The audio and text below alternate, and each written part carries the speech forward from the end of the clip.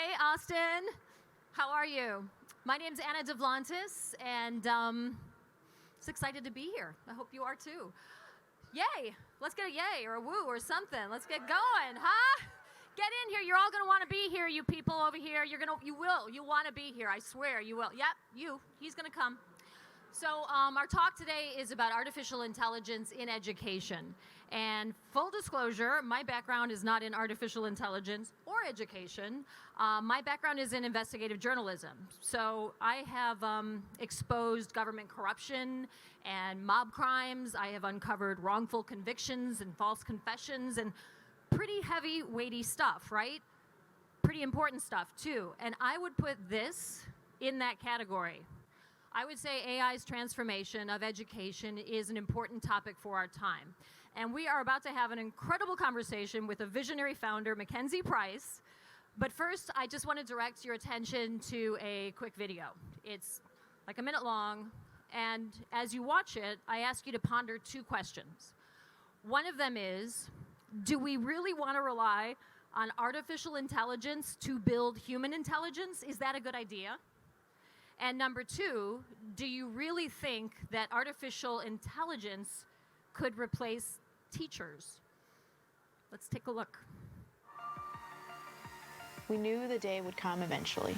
We've seen every wild science fiction film and dystopian end-of-the-world scenario possible. But did we ever see this? Our children's teachers being replaced by AI, and it is worse than we even thought. This year, some teachers say technology is forcing them to change the way they teach. Artificial intelligence is already in the classroom. More than a quarter of the jobs could be taken over by human-like artificial intelligence. The biggest question dominating the discourse is, will artificial intelligence make humans replaceable? I think that the biggest risk of AI is the jobs. Artificial intelligence could replace millions. If teachers didn't have it bad enough already, 85 million jobs will be replaced by AI by 2025. now AI is coming for their jobs. This is a humanoid robot. It looks, talks, and it even acts like a human. So does that mean it could take a human's job like mine? You better believe it.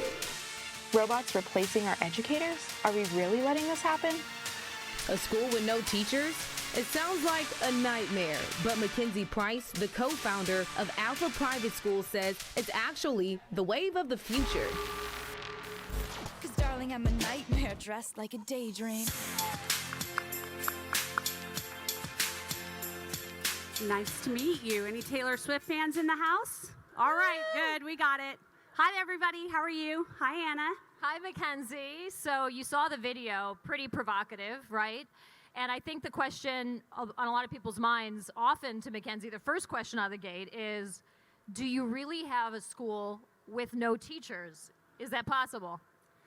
It is possible. I do have a school. We have no teachers. We have no academic teachers at all. In fact, we do all of our academic learning with AI technology, and we do it in only 2 hours a day. Okay, so there's a lot to dive in there, and it's a pretty provocative message. I guess I would just ask that if you talk about your genesis first, like how you decided to reimagine education. What was that about? What were the triggers for you, MacKenzie? Yeah. I was a kid who grew up in the traditional public school system. I was actually a very successful student. I was really good at playing the school game. I was really good at it. I had dreams from early on. I wanted to go to this certain college, so I knew I had to get A's in order to get there. And I succeeded. I got to go to Stanford. I was interested in education, but I'll tell you, nothing really turns a person on like having kids of their own. Do we have parents in the audience? Are any of you parents? All right. And so my two girls, when they got to school age, we decided we were going to send them to our local public school. My husband and I both were public school products. And pretty quickly, I just got frustrated with the lack of ability for the classroom to kind of cater to what my kids needed. And I'll never forget, about halfway through my oldest daughter's second grade year, she looked at me one day and she said, I don't want to go to school tomorrow. And I was like, what do you mean? You love school. And she goes, school is so boring. And I just had this moment of like, oh my gosh, this system has taken a kid who's like tailor-made to want to be like a school-loving kid and wipe that passion away. And I knew something had to change. I met with the administrator of our school, wonderful, incredibly hardworking professional, and she said, "MacKenzie, I understand your frustration, but this is like trying to steer the Titanic."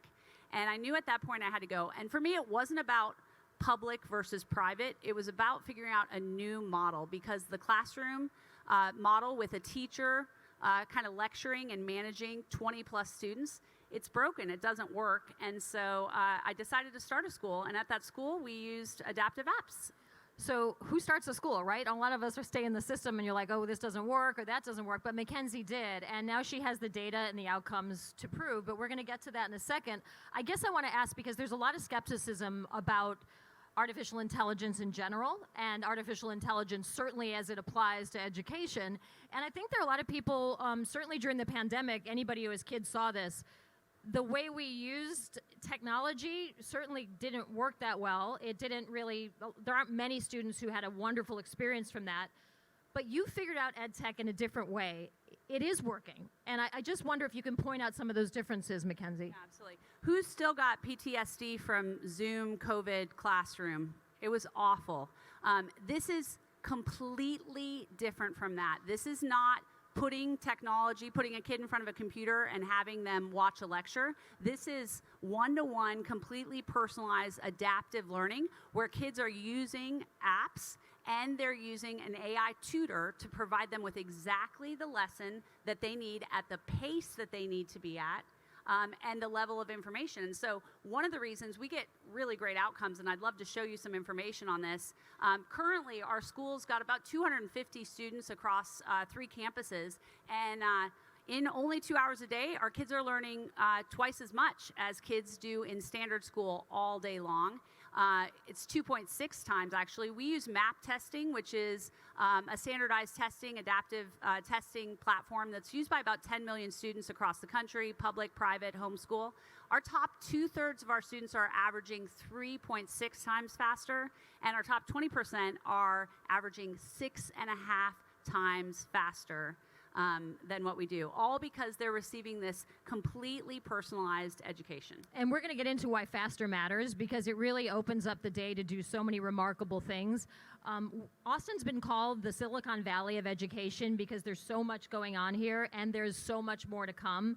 But I guess I would just ask the blanket statement, MacKenzie, do you think that artificial intelligence has created intelligence, like real intelligence, in your students? There is no question about that. And I want to show you a couple reasons that that's done that too. I want to go to the next slide and talk about something else. You know, one of the issues we've had in education is people are so behind, right? They're so behind. And this is a stat that I'm actually most proud of. We have a campus in Brownsville, Texas. And in Brownsville, it's an interesting population. About half of the students in our campus are children of SpaceX employees. Boca Chica is right down the road. The other half are local students from Brownsville. Median income of those students' families is about $40,000 a year, just under that. 2/3 of our students identify as neurodivergent within this community. And here's the thing that I think is so interesting is we don't care where a student comes in. We can take a student in the, and this is our 2nd grade class as an example in math, and you'll see similar in reading. 1 year ago, 31st percentile. This year, 84th percentile. So what's amazing about this is we literally can raise the floor of what's possible for every kid, and we can explode the ceiling off of what is possible. So we can help kids who are advanced, who in a normal classroom are sitting there bored because they already know the information, and we can help the kids who in a normal classroom would be lost and have no clue what's going on. But you asked about this whole idea of like human intelligence. Can it do that? And the answer is absolutely, because we have to fill our kids' brains with critical information in order to raise critical thinkers, right? So K through 8, I'm going to say at a minimum, K through 8 academic information is like totally important, right? We need to have that in order to have information for kids to draw upon. And this is what allows us to make sure that every single kid can be 90th percentile or above in K through 8 education. It's amazing to think about that because did everyone here go to a traditional school? Anybody with where, some of you say no, but like where you have a lecture-based classroom, 30 kids in the school classroom. I went to Chicago Public Schools. That's what we had, sometimes more than that. And if you fell behind ever, you never really had the opportunity to catch up. And if you're ahead and you kind of wanted to be stimulated with something else, that opportunity didn't always exist either. Right. With your model, it totally does because it's personalized. Yeah. Talk about that, MacKenzie. Yeah, so when a kid is put in front of an app, let's say math as an example, the AI tutor that we have is incredibly good at figuring out exactly what does this kid know, what do they know, and where do they have holes in their knowledge, right?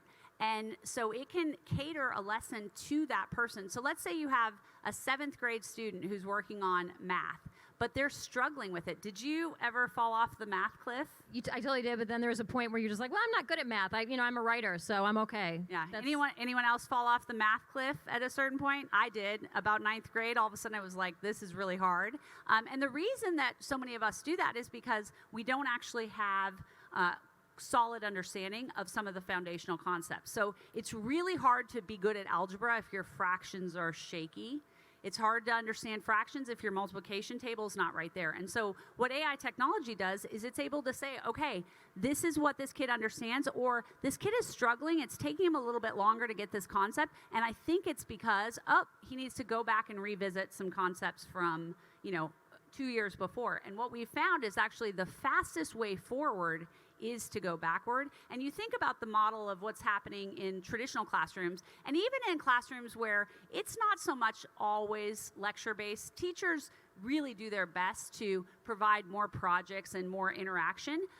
But still, you think about it, teachers are bringing kids into the classroom at the beginning of the year who are at wildly varying levels, but many of them, especially post-COVID, are so far behind. They're expected to not only catch those kids up, but then get them through another year of material all within 9 months, and that's an impossible task. So that's where EdTech has really worked well. Yeah, it's interesting because I don't know if anyone's followed some of the data or the stories about learning loss and how school systems have not really done very well of catching kids up from that the situation during COVID, that you now have a situation where 8th graders in America, the NAAP, the nation's report card, said that only 28% of 8th graders can do grade level math and only 31% can read at grade level. And so what MacKenzie's talking about is then you have this teacher in front of the classroom who is got this impossible task of trying to catch every kid up while moving you forward. I guess one of the issues for parents, though, and if there are parents in the crowd, I'm sure you've thought about this too, is that we've seen so much misinformation with AI and we've seen some issues with it.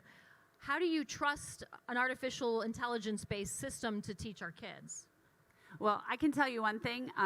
Do not hand your kid an iPad and put them on ChatGPT and expect them to graduate high school. Don't do it, right? We've seen that. Don't trust Gemini for everything. It does not work. And so that's a very reasonable concern because AI is just as good as its trainer, right? And what's out on the internet. We've seen hallucinations. We've seen all those kinds of things. And so what's critical is that within our system, we have created an AI tutor that is trained on K through 8 Common Core curriculum.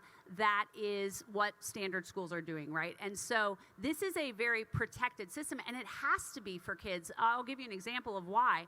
We have a kid who's 7 years old reading at an 8th grade level, right? But just because they're reading at an 8th grade level doesn't mean that she should be reading about some content that might be okay for 8th graders, right? She still wants to read about like unicorns and butterflies and things like that. So what we can do is we can dial in the academics that she receives to make sure that it's age appropriate for her, but also at the Lexile level that she needs in order to be challenged as a reader. Same thing can happen with math, right? You want to have, we've got a kid who's about 8 years old and he's doing, 9th grade algebra work, right? He's so far ahead, and it's important to be able to deliver that and still be at the right content. That wasn't me, by the way, the 2nd grader doing 9th grade. Hence the journalism career. I actually have to tell you a story about that. We were, I was giving a tour to the Secretary of Education of the state of Virginia, and we walked in during a 2-hour learning session in the morning, and she was just kind of looking around, and she went to this little boy's computer, and she looks, and she goes, "Whoa, what are you learning?" And he's like, "I'm doing some algebra right now." And she said, "How old are you?" And he said, "I'm 7. This was last fall. And she kind of looked at him, and the little boy next to him goes, "He's a lot smarter than he looks." Well, and the important point there is there are other kids in his class that he still interacts with who are of his age level, but could be doing different levels themselves. Absolutely. This is not a world, and this is what I think is going to be so important. And we'll talk a little more about human intelligence because there's a lot that goes into that. But this allows kids to be in a classroom together in an age-appropriate environment, but be working on exactly what they need. So when you think about scalable solutions and you think about equality and helping bring everybody up, this is what's great. And that's why I'm so proud of these stats, because we don't test kids for admission to our school based on how they're doing. We don't say, oh, you have to be 80th percentile or above. We'll take kids wherever they're at because we know we can get them there. Another thing we're doing is we have Ukrainian refugee students spread throughout Eastern Europe. We've got about 1,000 students that are using our 2-hour learning program. These are kids who didn't go to school during COVID, and then the war happened, and they literally don't have a place to go to school. Things are crowded, schools are crowded, and so we've got 1,000 students that are getting these same results. They're doing math and English, and it's a pretty cool thing to be able to help them. We also have about 50,000 students on a wait list to get into 2-hour learning. Yeah, I understand talking to some of the students that 3,000 schools have been destroyed during the war. And like you said, they have no home to go back to. They have no school to go back to. And so they're learning on their own through this exact same ways that your students are learning at your school. MacKenzie, let's get to the 2-hour learning part, because and then we can move on to why that matters, because people say, well, why does it matter how fast you learn, or what is 2 hours? But you have created this revolutionary platform that I think will change education. And I already have seen some of the things that are in the pipeline, so I can see the applications. But just describe 2-hour learning, why that matters, and what's that all about? Yeah. Well, so EdTech's actually been around. We've had adaptive app learning for the last 10 years. In fact, when I started our first school in 2014, we were using adaptive apps back then. So it's been around for a while, but it has never been that perfect solution that we all hoped it was going to be. And there's a couple reasons for that. So are there any educators in my audience? Great. So I think a lot of the educators, you're going to agree with this. There's 2 things that it takes in order to have a student learn. Number one, they should be given the right level of material at the appropriate pace. And we talked about that.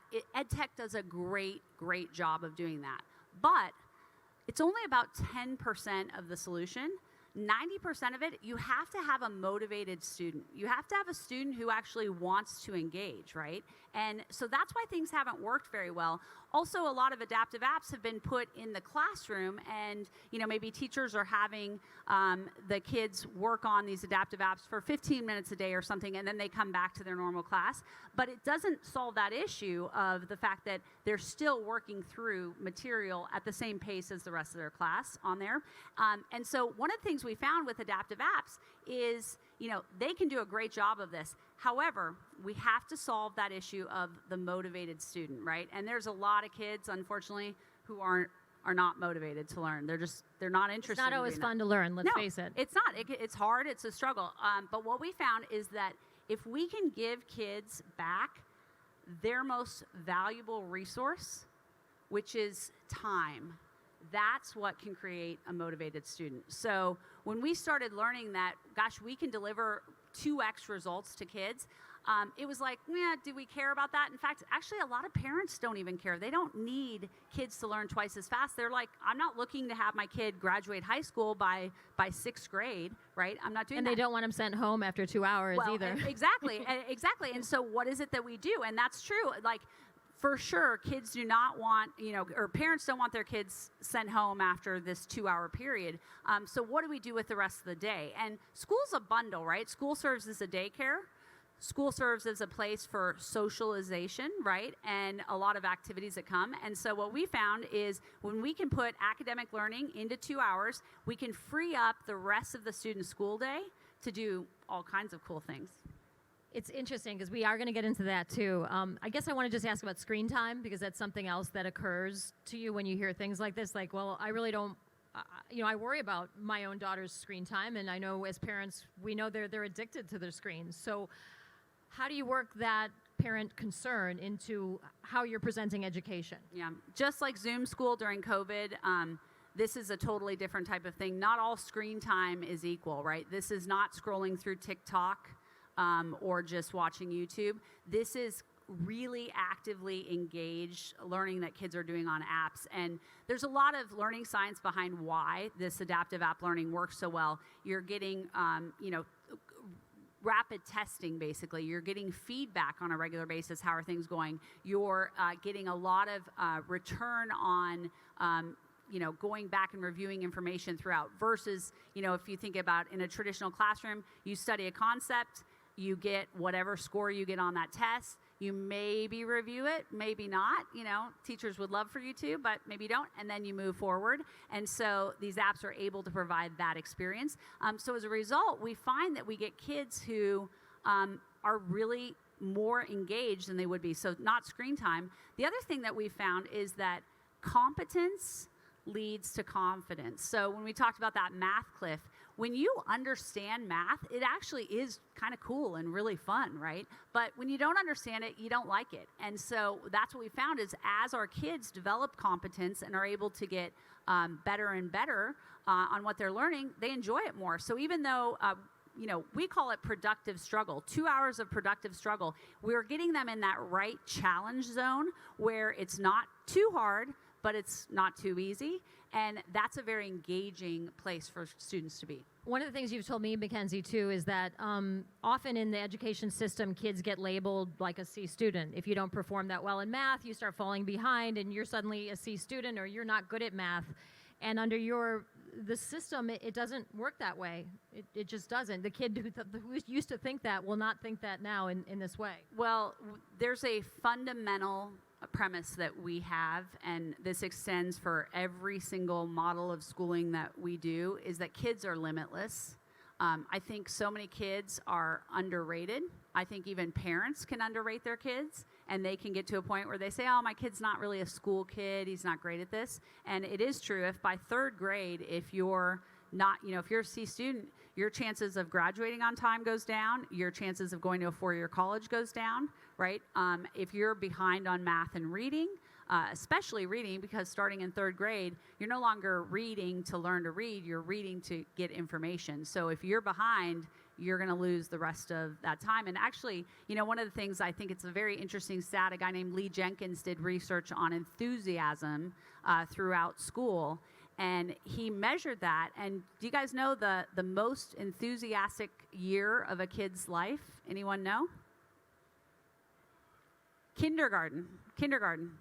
Kids come into school like curious and excited and wanting to learn. That's why they ask us 8 billion questions a day, right? And then it goes downhill every single year until their junior year when they finally start to see a way out. And that's not the way that we should make kids spend 12 years of life. And, we think about with 2-hour learning, we're motivating them to spend this 2 hours doing productive struggle for what they get to do the rest of the day, and we'll get into that. But think about our current motivation system right now. We take a kid, when they get to kindergarten, we say, all right, here's what you're going to do.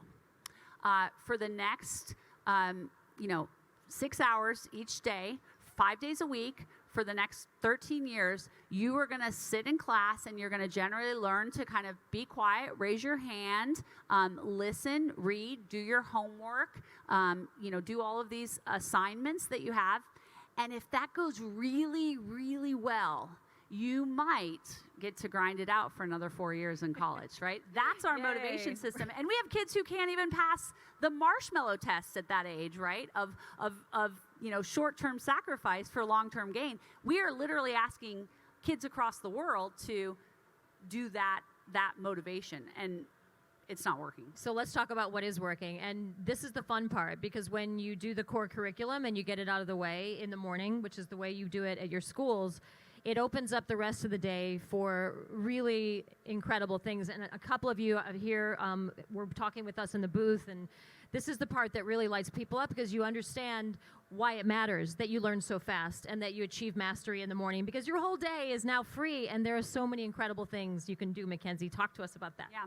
So with 2-hour learning, you could imagine a world, and I'd love all of you to just take a second and think, if you were a kid and you had been able to not only do your academics but crush your academics in 2 hours in the morning, what would you have done with the rest of your day, right? And this opens up so many models. Maybe it was sports. So for example, we have Lake Travis Sports Academy that is opening this fall here outside of Austin, where kids are going to get to do athletics and PE all afternoon. And that's something that kids and parents want, like more time outside. Maybe it's performing arts. Maybe it's gaming and esports. We have Esports Academy, where we actually leverage kids' love of gaming to do well in their academics. And then we have GT School.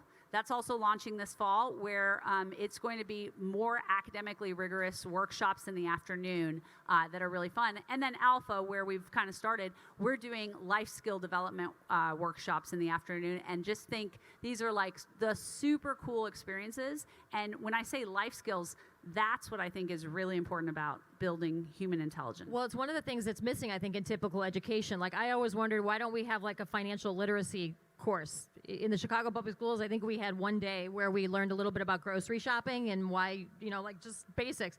But you do that. You dive into these things that help you be a successful human. Yeah. Things like financial literacy, grit, public speaking, teamwork, leadership.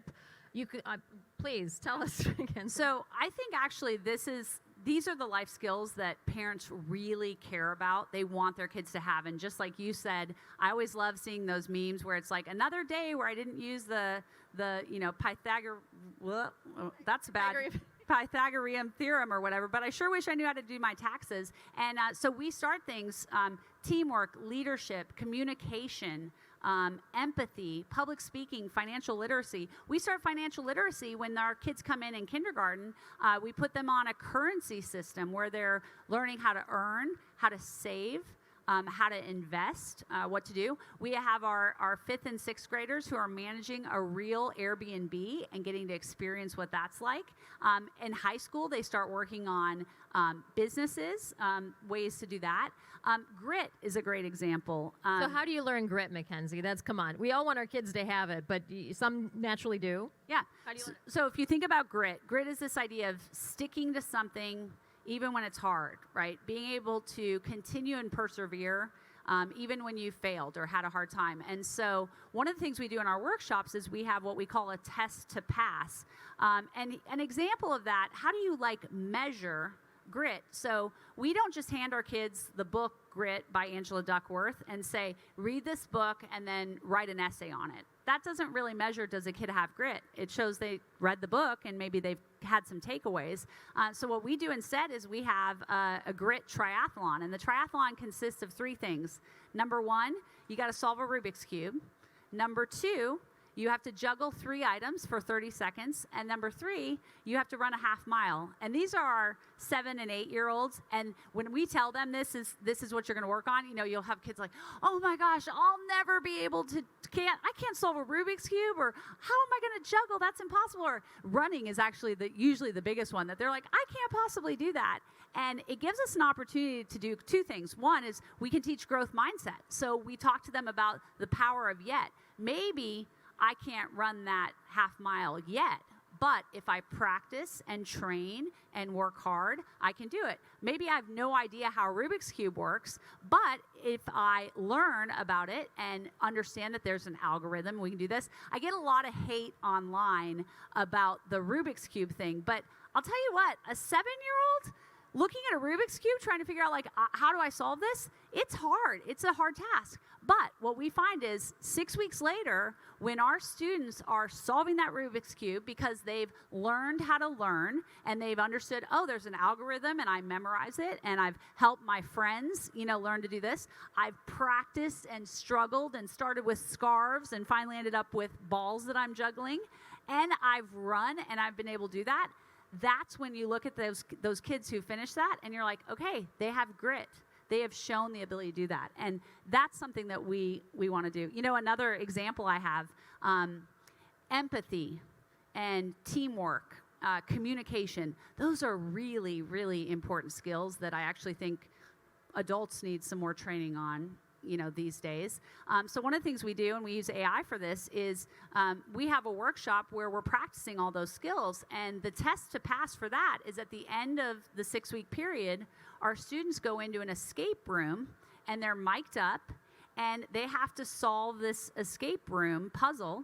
And AI is analyzing their intonation, the words that they're using, and the way they're communicating. And they need to get 100% score of empathy. And I'll tell you what, at the beginning of the workshop, you get kids who, if they're trying to solve a puzzle together, it's not always positive, right? You're like, yay, you can't do that, or they're shouting at each other. They're shouting, they're speaking over, they're kind of saying, let me do that, or we'll never get out of here, we'll never do this. And at the end of this workshop, these kids are like, maybe give me a try after you have gone, right? And they're noticing that. And it's a great example of how technology can be used to help us do this skill building of human intelligence. And that's just, those are 2 examples of many, because we literally have 4 hours a day all school year to be able to train these life skills.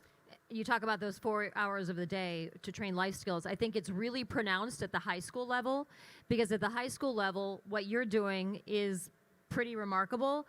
Students, we all had passions by the time we got to high school. For me, it might have been writing. For someone else, it may be 3D art, or it could be documentary filmmaking, or whatever it is.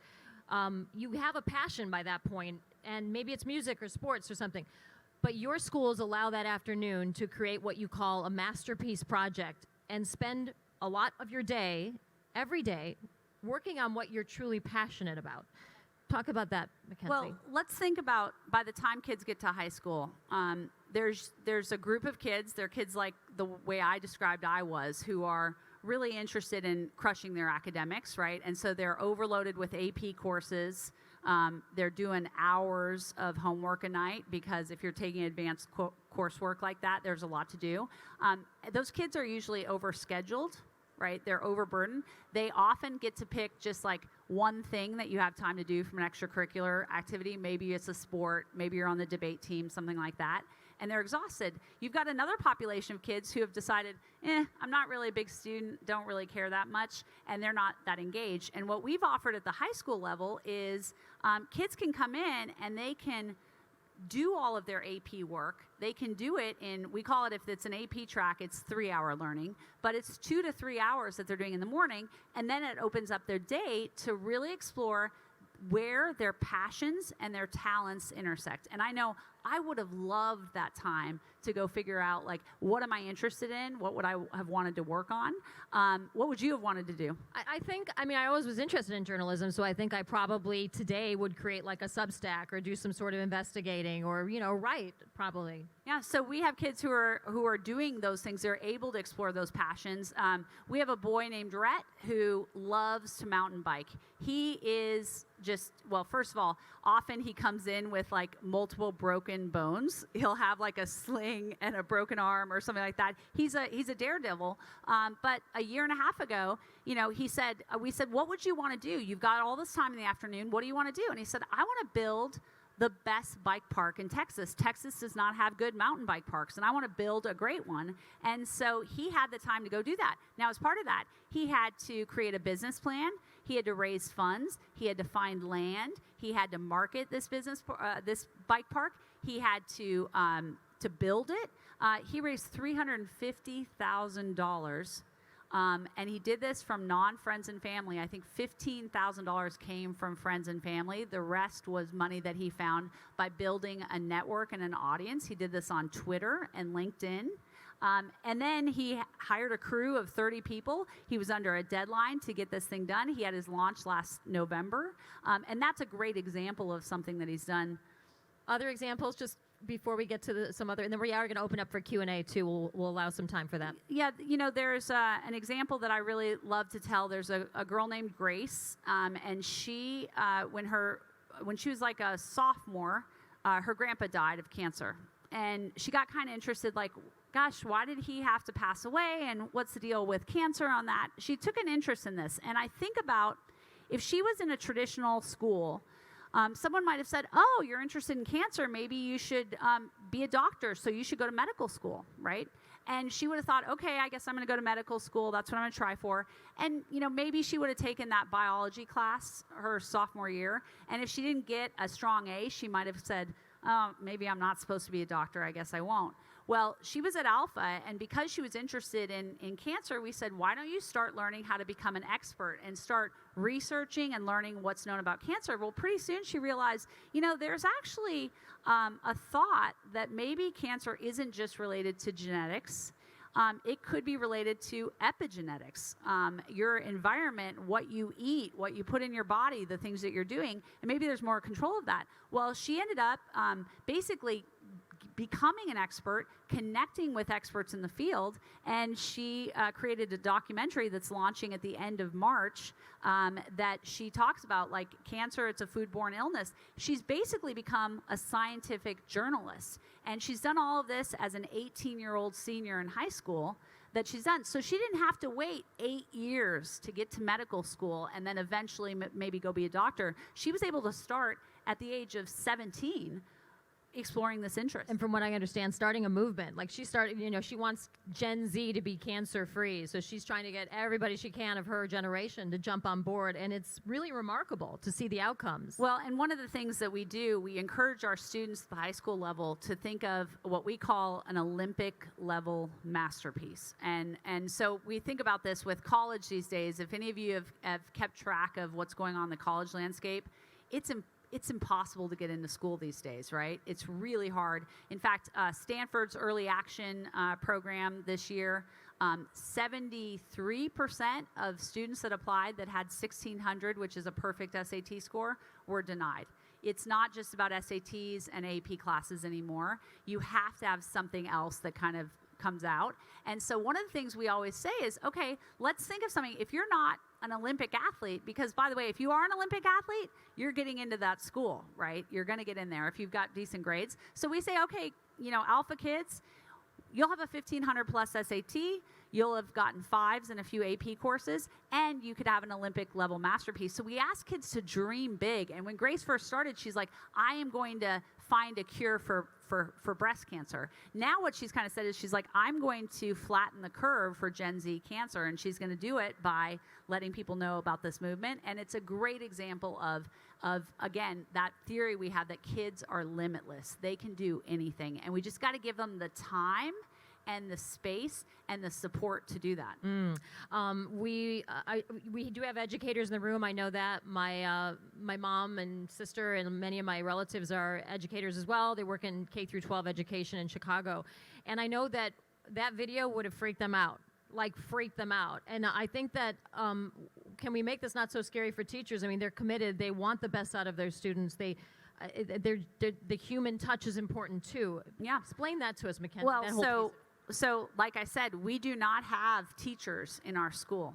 We rely completely on AI technology in order to do the teaching for students. But what we do have is we have humans in the building, and they are critical to our model and success. So what we've done is we've taken those people and we call them guides, and their job is to provide motivational and emotional support to students. And I think teachers would agree, the reason that the vast majority of teachers got into this field is to make a positive impact on students. It's not to just create lesson plans and grade papers and homework sets and that. And teachers, they're heroes. They're absolute heroes. I am a huge fan of teachers. They are underpaid, they're overworked, and they're underappreciated. They've been given an impossible task of trying to educate all these kids. And what we've done is we've said to the guides in our schools, hey,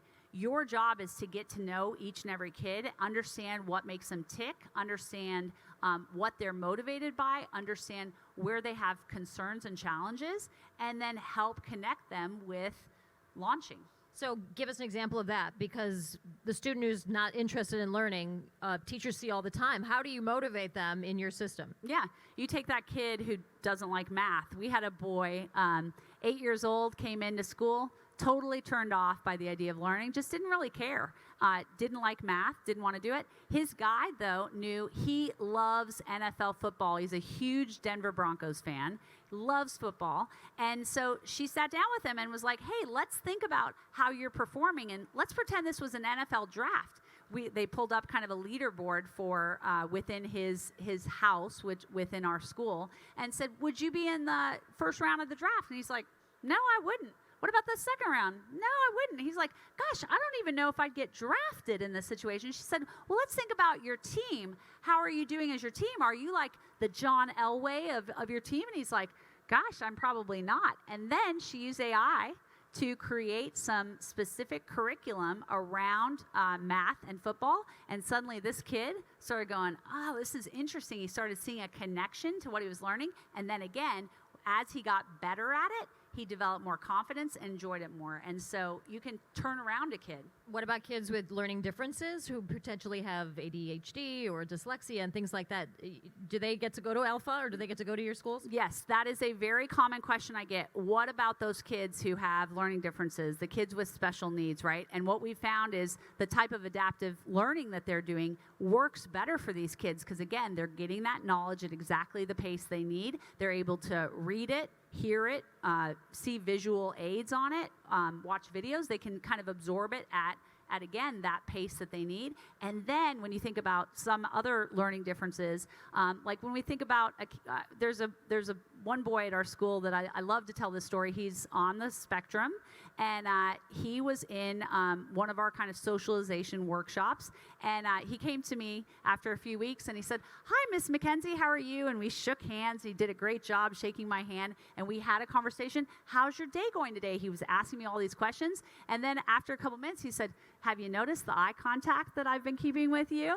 And I was like, this right here is what these kids are supposed to be getting. Like, we should all be getting this, but especially when you think about kids who maybe struggle with that. And this boy had made so much improvement in what he was doing. He's aware those are the kind of skills that we want. Those is the human intelligence that we want to build. And his guides are able to work with him and many other students like that to help them connect.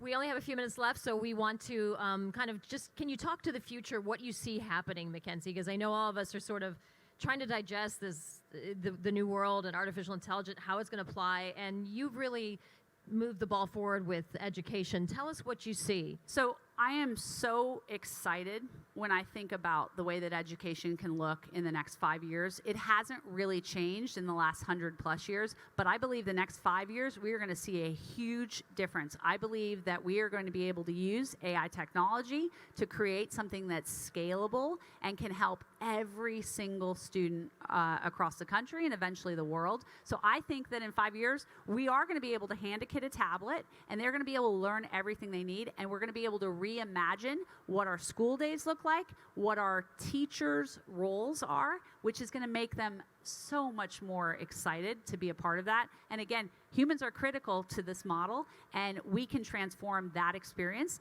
We can help kids, kind of wherever they're at. So I get really excited when I think about what the future holds. And you can imagine there's going to be so many different schools that can open up, right? Public schools will be able to adopt this. A variety of private schools. Maybe, Anna, you start the Anna DeVlante School of Journalism. I love that. Right? With 2-hour learning in the morning. There could be sports things, all kinds of things. So I get really excited when I think about what the future holds and how this can really help catapult our young people forward, and it can even help old people.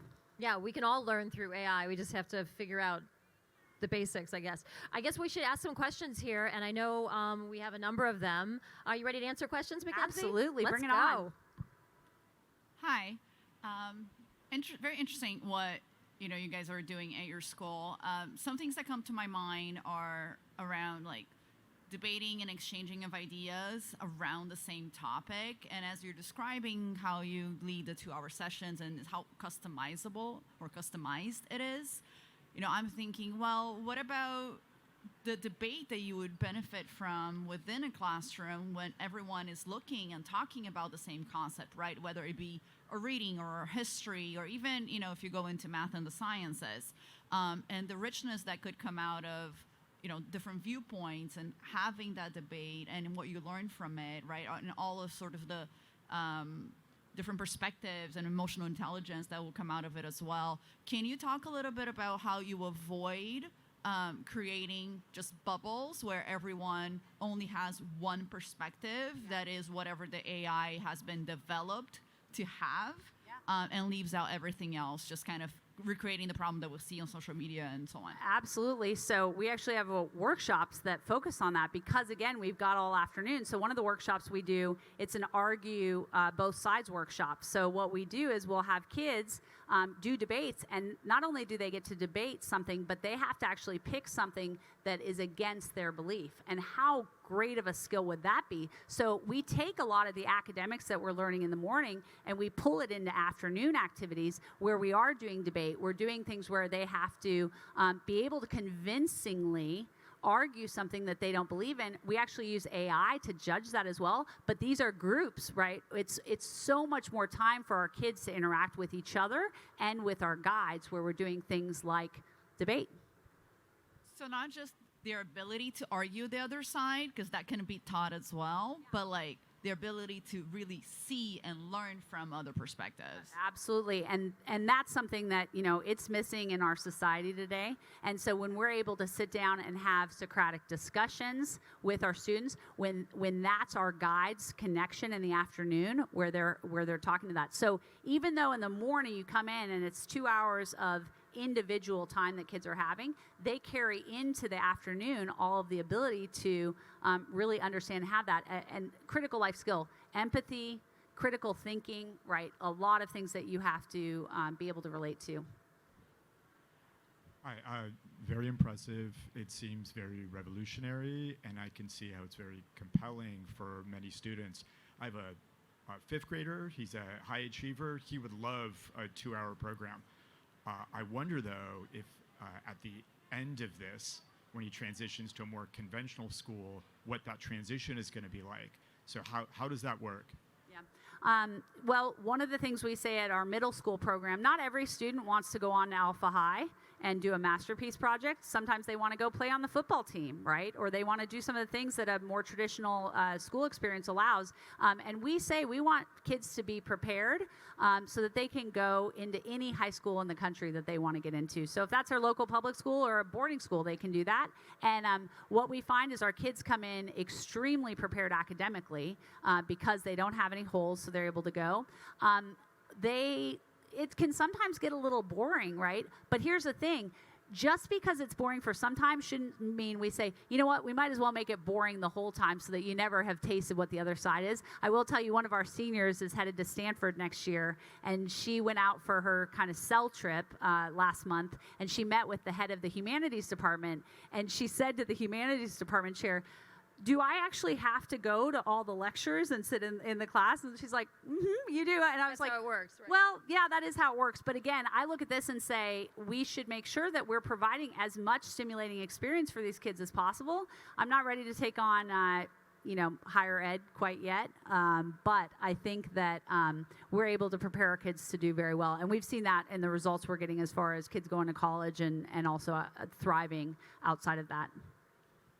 Hi, I'm Elle. I'm in grad school doing research about generative... Oh, am I not close enough? Is that better? Better, yes. Okay, cool. I'm doing research about generative AI and applying those tutor skills to like entry-level college courses. And I would love to hear your thoughts on the future value of a college degree because your kids are doing more than I did in undergrad ever. Well, there's a big debate about whether college is necessary or not. And there's actually a lot of alternative school models that have emerged in the last several years that sort of say, you know what, project-based learning is more critical. Let's go raise kids that can go start businesses. It's not worth going to college. Here's what I believe. What a kid does after they graduate high school should be up to them and their family, and they should have all options open, right? So we want our kids to graduate with the ability to get into an Ivy League school if they want to, or to be able to go start a business. And we have examples of that with our seniors. So that's a personal decision of whether that's worth it, right? Whether it's worth going to that college or not. But either way, our kids are so prepared. Like Grace, the example I gave, she's going to be going to the University of Austin, which is an incredible new university that's started here in Austin this year. But she's also been offered jobs, right? She's been offered all kinds of things. She's got all kinds of options, and that's what we want our kids to have, is all kinds of options. Not say, well, I guess I got to go to college to try to figure out what I think I might want to do later. We want to give them a little taste of like, do I like this? And to be clear, we have students who will embark on a masterpiece, and after a few weeks or months, they go, actually, you know what? I don't want to do that. And what a great thing to have that time in high school to go pursue something and then say, oh, nope, that's not for me. Let me try something else. Let me do that. Hello, thank you so much for this. I'm Jennifer Redfern. I run a documentary lab at UC Berkeley, and I've been thinking a lot about students who, the next generation of students who are using this technology for individualized learning, and how to prepare, in the next 5 to 7 years, how to prepare for those students and prepare our labs so that we are advancing their knowledge. And so I'm wondering if you could talk a little bit about, in higher education, what can educators be thinking about in terms of this next generation of students that's coming up, having learned in a with these new kind of methods. What's the value, and what should we be thinking about in higher education? So I think this is an example where humans are so amazing, and one of the things our guides do with our students at the high school level. Example of this, we have a boy who's already done with AP Physics. He's done Physics 2. He's 99th percentile in physics. He knows that. He and his guides spend time analyzing physics of water skiing. He's a national champion water skier, and that's a place where the excitement of a human having a conversation with another human about understanding the physics of his water skiing, how can he use what he knows about physics to become even better at water skiing? The kid who's 50th percentile in physics doesn't need that expert, right? They can do their apps right there. But a college professor who's going to have so much great understanding and the resources that colleges have, that's when you can allow kids to come in and say, all right, you've got your basic knowledge, now let's go figure out how to apply it, and let's use humans to do creativity. For me, I don't think this next generation, it's not about the 3 R's, reading, writing, and arithmetic. It's now about the 4 C's, critical thinking, communication, creativity, and collaboration. And that's what we need to prepare our students to succeed in. Hi, I'm Daniela from Brazil. I have a couple of doubts, actually. How many people you have dedicated in tech inside the school to develop and adapt all the models? And if the guides are professors, teachers too? And if you are thinking of exporting the model, if you're talking about that, you mentioned that you want to expand the model for US and other countries. Yeah. I guess that's it. Okay, great. So we use a combination, our 2-hour learning program. It consists of adaptive apps that are out on the market, apps that you've all heard of, right? Khan Academy, iExcel, thing like Alex, lots of apps that you've heard of and have probably used to some degree. We've also built some of our own apps. Not all apps are perfect in every subject or at every level. So part of it is creating the ideal buffet of using those apps for what they're at. Then again, you can't just hand a kid an app and say, oh, this is going to work. There's a lot of what we call anti-patterns that can happen, topic shopping, or kids will hop out as soon as it gets hard. That's where our AI tutor kind of comes in and provides guide rails. So we have a technical team that's focused on that. As far as guides in the room, it depends on the model. So Alpha is the very high-end private school version. We have a 1:15 ratio of guides. Our guides are able to spend a lot of time with each and every kid because, again, they're not doing the lesson planning. They're not doing grading and all of that. Esports Academy, it's like a 1:30 model. GT School, and what we're doing is we're bringing this model out to more at lower price points. We're also working on charter status. If we could get charter status, then this would be free. We can do this. We're also doing work, like I said, on the nonprofit side with Ukrainian refugees, and we're looking at rolling this program out to juvenile detention centers in Florida and across the country, which, think about that for a second. You've got kids ages 13 to 17 that usually are behind academically. Being able to give them a 2-hour period where they can work on getting their academics up and then time to go work on a job skill, things like that is critical. So a lot in the works. We also have this available for homeschool. Thank you. Thank you so much for your high energy. And I'm from France, and the subject is worldwide. Something I was wondering is that I'm a bit old, and when I was a kid, there were not so many information, like we were maybe probably doing a little electronic or whatever, and we were not intimidated at that time by the Olympic level of whatever you find on YouTube, for example. So I'm wondering now that we are moving into generative AI, or, I mean, isn't it becoming more and more difficult for the kids to engage into something where AI is able to do so much? I mean, do you foresee some problems in that direction?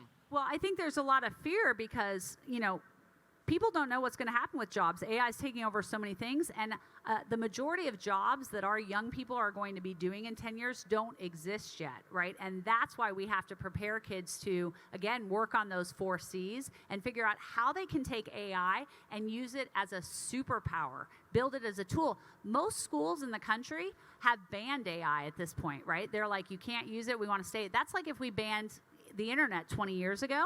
We have to teach kids and adults how to engage with this in a way where, again, it gives us superpowers. And I believe AI can help every single one of us in this room with our jobs. If you haven't been doing it, using AI in some capacity, go start trying it. It's incredible what it can do, and we have to equip kids to not be fearful of it, to get creative with it, and to figure out where they can then add value and supercharge what they're able to do through AI. I just got the 1-minute warning, so I guess we're complete for now, but we want to say thank you for being part of this conversation. Our booth is literally right there, the first one. So if you want to continue the conversation with MacKenzie, we can meet you right over there. But thank you so much for being here, and enjoy the rest of the conference. Thank you. And we have Rubik's Cubes that you're guaranteed to solve over there. Go check them out. The only one I can solve is actually at our booth, so check it out. Thank you, Anna. Thanks, MacKenzie. Woo!